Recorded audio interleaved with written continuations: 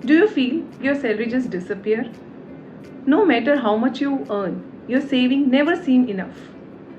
Let me share a very simple rule that can completely change your financial life. The 50-30-20 rule. Hello everyone, this is Kalpana. Welcome back to my channel. In this video, we'll be talking about 50-30-20 rule. ये एक budgeting tip है and according to this rule, your income should be divided into 3 parts.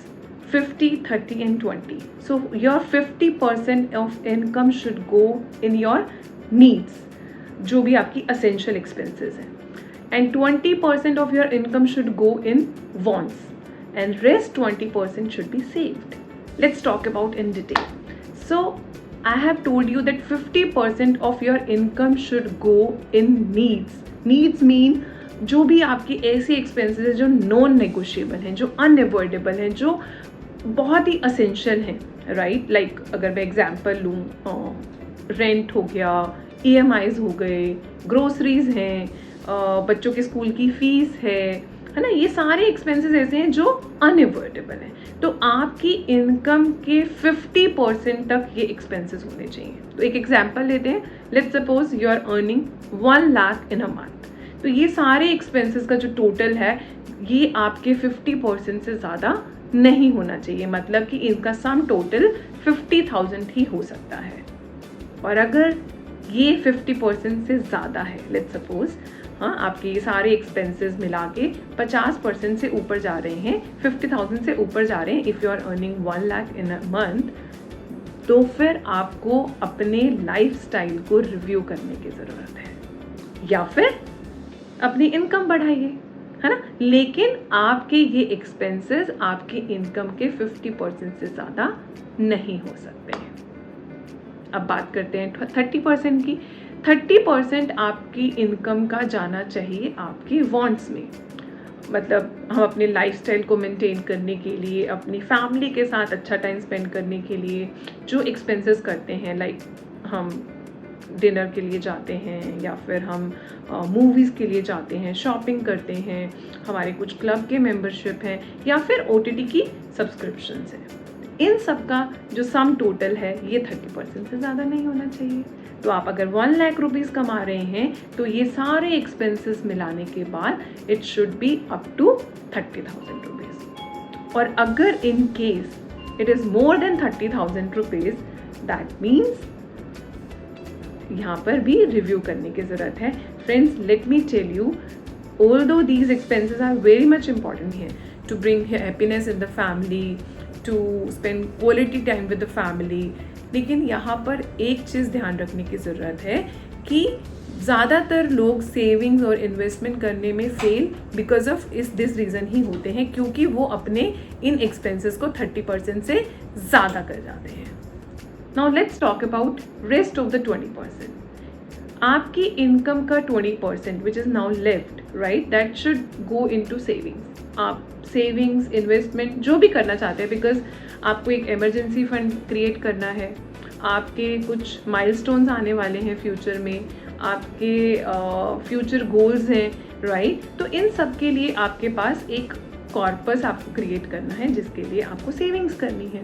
अब इन savings में आप कौन कौन से products को इंक्लूड कर सकते हैं, ये आपका पोर्टफोलियो कैसा दिखेगा, इस सब के बारे में हम नेक्स्ट वीडियो में बात करेंगे. बट अभी बात करते हैं कि आपकी इनकम का 20% should go in your savings.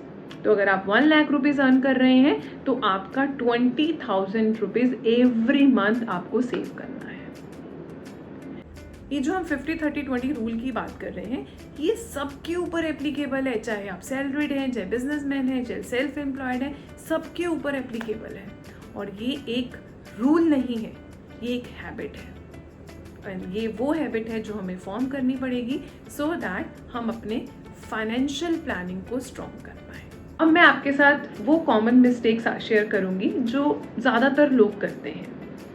सबसे पहला मिस्टेक जो हम सब करते हैं, हम सेव करते हैं जो बच जाता है स्पेंड करने के बाद. Generally, we follow this principle, we save what is left after spending. But the formula should be, we should spend what is left after saving, है ना. लेकिन ऐसा तो हम नहीं करते हैं। तो अभी जैसे हमने बात किया कि 20% off your income should be saved, तो सबसे पहला ये एक सेविंग कर लो। 20% we should keep aside and rest 80% we can spend. जो भी हमारे नीड्स और वांट्स के ऊपर हमने लगाया वो हमें करना है। सेकेंड मिस्टेक, हम अपने एक्सपेंसेस को ट्रैक नहीं करते हैं। वी जस्ट स्पेंड की ठीक है, अर्न कर रहे हैं, लाइफस्टाइल मेंटेन करना है, बच्चों के लिए ये करना है, वाइफ को खुश रखना है, ये सब कीजिए, बट अपने एक्सपेंसेस को ट्रैक कीजिए, क्योंकि 50% और 30% कैसे आप कैलकुलेट कर पाएंगे जब आप अपने एक्सपेंसेस को ट्रैक करेंगे। तो ये मिस्टेक नहीं करनी है। एक और कॉमन मिस्टेक है जो मोस्ट ऑफ द पीपल करते हैं, वो है अपनी सेविंग डिसीजन को डिले करना।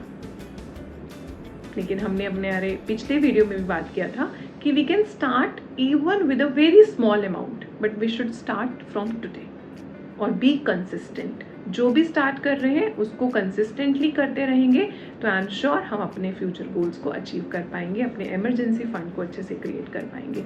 तो हमें आज से ही स्टार्ट करना है। जो भी सेविंग स्टार्ट करना चाहो कैसे भी करो, लेकिन आज से स्टार्ट करो। Don't delay this decision. And last, usually जब हमारी इनकम ग्रो करती है तो हम भूल जाते हैं कि हम अपने सेविंग पोर्शन को भी इंक्रीज करना है, क्योंकि 20% off our income should be saved, right. तो अगर इनकम ग्रो कर रही है, इनकम बढ़ रही है, तो ये सेविंग पोर्शन भी तो बढ़ना चाहिए, बट हम ये भूल जाते हैं। तो ये कॉमन मिस्टेक्स हमें नहीं करनी है, राइट। सो आई होप कि ये वीडियो, ये इन्फॉर्मेशन आपको यूज़फुल लगी होगी और ये आपको हेल्प करेगी आपके फाइनेंशियल डिसीजंस लेने में। हाँ, कितना स्पेंड करना है, कौन से जगह स्पेंड करना है। और अगर सच में आपको ये इन्फॉर्मेशन यूज़फुल लगी है तो प्लीज़ इस वीडियो को लाइक कर दीजिए, अपने फ्रेंड्स के साथ शेयर कर दीजिए। और अगर अभी तक इस चैनल को आपने सब्सक्राइब नहीं किया है तो प्लीज़ कर दीजिए, है ना। Okay, bye bye.